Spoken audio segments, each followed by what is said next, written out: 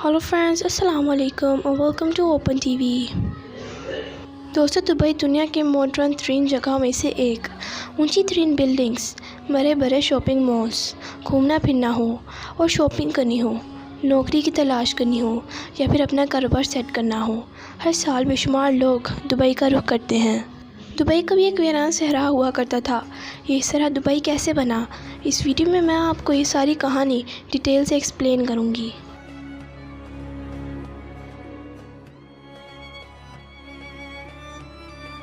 दोस्तों, ये साल था 1833 का, जब एक कबीला बनी यास के लोग आज जहाँ दुबई है वहाँ आकर रहना शुरू हो गए। उस वक्त ये इलाका एक सहरा हुआ करता था और ये अबू धाबी के कंट्रोल में था। दुबई इस वक्त मछीरों का एक गांव कहलाता था। 1894 में कुछ ताजिर दूसरे मुल्कों से दुबई की जगह आकर बसना शुरू हो गए। इनके यहाँ ताजरों के लिए टैक्स बहुत कम था, लेकिन दुबई में अभी भी मछलियाँ पकड़ने के अलावा कोई ख़ास काम नहीं होता था।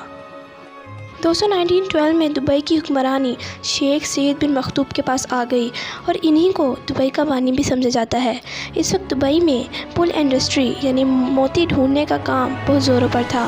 दुबई की मिस्र इस काम में बहुत आगे निकल रही थी, लेकिन दुबई अभी भी सिर्फ एक गाँव ही कहलाता था।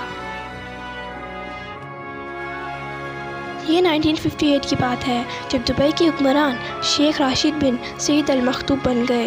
दोस्तों, यही वो इंसान थे जिन्होंने दुबई को एक गांव से एक शहर में तब्दील किया। 1963 में इन्होंने दुबई ग्रिल, जहां बहरी जहाज़ आकर रुकते थे, इसको गहरा करवाना शुरू कर दिया।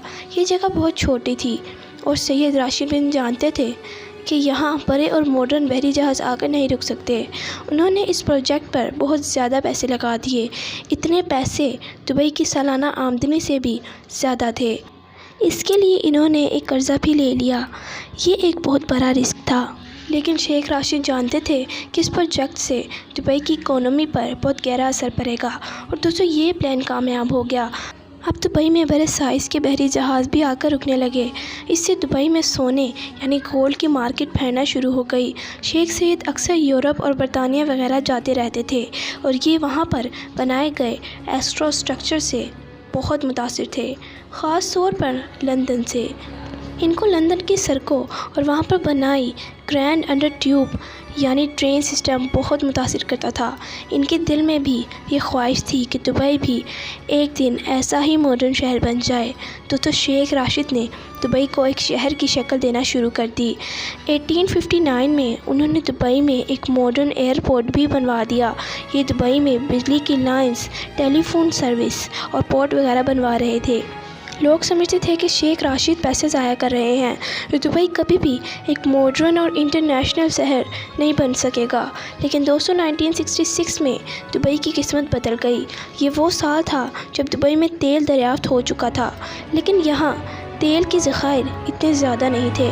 शेख राशिद ने बहुत ही अक्लमंदी से इस बात को समझा कि दुबई सिर्फ तेल पर डिपेंड नहीं रह सकता।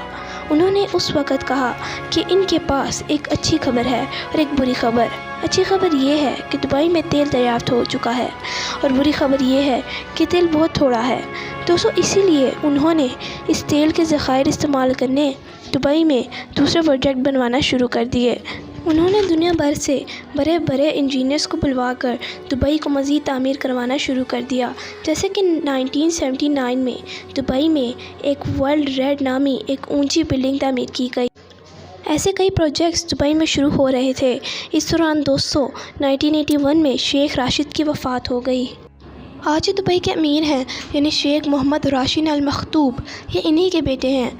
आज जो दुबई हम देखते हैं, इसको बनाने में शेख राशिद बिन मोहम्मद का ही दिमाग है। जैसा कि एग्जांपल्स दुबई में बनी हुई ऊंची ऊंची बिल्डिंग्स हैं। दोस्तों, ये बिल्डिंग्स कच्ची बिल्डिंग्स के ऊपर बनाई हुई हैं। कच्ची मिट्टी के ऊपर इतनी बड़ी बिल्डिंग्स इंस्ट्रक्ट करना ही बहुत मुश्किल काम है। जैसा कि बुर्ज खलीफा, दुनिया की ऊँची तरीन बिल्डिंग। ये बिल्डिंग कॉन्क्रीट पर खड़ी की गई है। इसका वज़न 1,10,000 टन है। ऐसी ऊंची ऊंची बिल्डिंग रेत के ऊपर खड़ी कैसे हुई? इसका हल दुबई के आसपास मौजूद पहाड़ थे। शेख मोहम्मद बिन राशिद ने महसूस किया कि ये पहाड़ वी शेप में बने हुए हैं। یعنی ان پہاڑوں کے فلو میں کھڑا کیا ہوا ہے۔ انہوں نے وہاں ڈرلنگ کروائی اور وہاں واقعی میں پانی موجود تھا، اور یہی پانی دبئی کی اونچی عمارتوں کو کھڑا رکھنے کے لیے کام آیا۔ دوستو، شیخ راشد بن محمد جانتے تھے کہ دبئی آئل پر زندہ نہیں رہ سکتا۔ آج بھی آئل دبئی کی اکانومی کا صرف 1% حصہ ہے۔ تو دوستو، دبئی کے دوسرے حصے میں آپ کو بتاؤں گی کہ دبئی اتنا امیر کیسے بن گیا۔ اس کے پیچھے شیخ راشد بن محمد کی زبردست پلاننگ ہے۔ انہوں نے بہت عقل مندی سے دبئی میں ایسی چیزیں بنانا شروع کر دیں جن کی وجہ سے پوری دنیا کے لوگ دبئی کی طرف متوجہ ہو گئے، جیسا کہ دنیا کی سب سے اونچی عمارت یعنی برج خلیفہ، دنیا کے بڑے ترین مالز میں سے ایک کوئیڈیا مال، اور ایشیا ہوٹلز جیسا کہ برج ارونم، یا پھر مصنوعی جزیرے۔ دبئی کی ایئر لائن امیریٹ بھی دنیا کی بہترین ایئر لائنز میں سے ایک ہے۔ یہ ساری ایکسپینسو تھی جو لوگوں کو دبئی کی طرف کھینچ کر لاتی تھیں۔ دبئی کی اکانومی کا ایک بڑا حصہ اس کا کارپور پورٹ بھی ہے، جسے جبل علی کہتے ہیں۔ ہمیڈن لیگ کا مصروف ترین روڈ ہے۔ یہ فری زون بھی ہے، یعنی یہاں ٹیکس اور کسٹم ڈیوٹی کی بہت زیادہ چھوٹ دی گئی ہے۔ یہاں ہزاروں کمپنیز ٹیکس کی کمی کی وجہ سے کام کر رہی ہیں، اور پھر دبئی کی اکانومی کا 20% حصہ بن جاتا ہے۔ ان فری زونز میں 1.5 لاکھ کے قریب لوگ نوکری بھی کر رہے ہیں۔ آج دبئی میں 10% لوگ وہ رہتے ہیں جو دوسرے ممالک سے دبئی میں آ کر سیٹلڈ ہیں۔ ان میں وہ لوگ بھی ہیں جو دبئی میں محنت کر کے پیسہ کماتے ہیں اور اپنے گھر بیچتے ہیں، اور وہ لوگ بھی ہیں جن کے پاس بہت زیادہ پیسہ ہے اور یہ پیسے دبئی میں خرچ کرتے ہیں، یعنی دبئی میں وہ ساری سہولیات دی ہوئی ہیں جن کو یہ امیر لوگ پیسہ خرچ کر کے اویل کر سکتے ہیں۔ پراپرٹی خریدنی ہو، عالیشان گھر بنانا ہو، یا پھر کاروبار سیٹل کرنا ہو، سخت مہارت سے لوگ دبئی میں ہی لے کر آ رہے ہیں۔ دوستو، یہ تھی دبئی کی کہانی۔ اگر آپ کسی اور جگہ پر بھی جانا چاہتے ہیں تو کمنٹ کر کے ضرور بتائیں۔